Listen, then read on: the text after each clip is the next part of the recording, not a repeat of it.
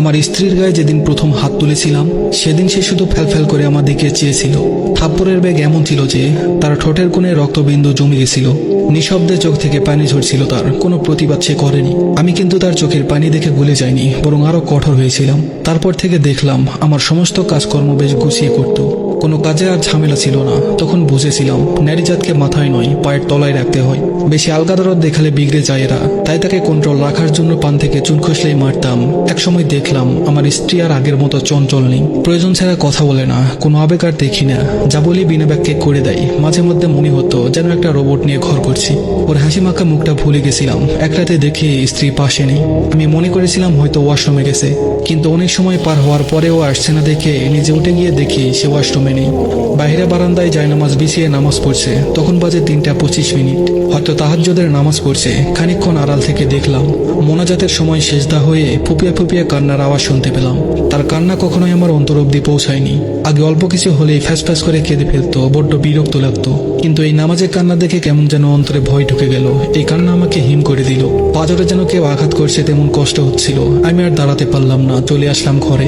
শুধু মাথার ভিতর কাজ করছিল আল্লাহর কাছে সে কি এমন চাইছিল যে এমন ফুপিয়ে ফুপিয়ে কাঁদছে সে। পরের দিন সন্ধ্যায় দেখলাম আমার স্ত্রী বারান্দায় বসে আকাশের দিকে তাকিয়ে আছে। আমি চুপচাপ তার পাশে গিয়ে বসলাম। আমাকে বসা দেখে সে উঠে চলে যেতে নিল। আমি তাকে বলি, কোথায় যাচ্ছ? সে ভীতু চোখে বলল, এই সময় তো চা খাও, আমি এখন চা করে আনছি।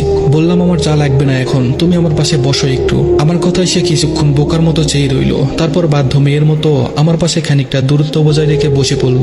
আমি ওর দিকে তাকিয়ে নরম সুরে বললাম, তোমার কি কোনো অভিযোগ আছে আমার প্রতি? এমন প্রশ্ন করাতে সে আমার চোখের দিকে তাকিয়ে থাকলো কিছুক্ষণ।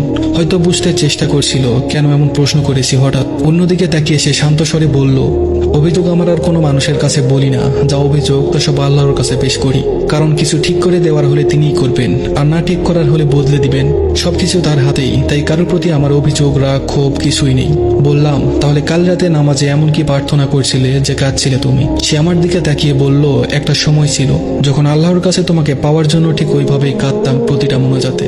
এখনো সেইভাবেই আল্লাহর কাছে চাই তোমার কাছ থেকে মুক্তি পেতে। আমার স্ত্রীর এই কথাটা সেদিন আমার কলিজা শীত করেছিল। একটা সূক্ষ্ম ব্যথা অনুভব করছিলাম। আমার কাছে মনে হচ্ছিল এর থেকে বেদনাদায়ক কথা এই পৃথিবীতে আমার জন্য একটাও নেই। আমার স্ত্রীর চোখের কোণে তখন পানি ছিল। আমি বুঝেছিলাম নারীকে কঠোর হয়ে কখনো আয়ত্তে রাখা যায় না।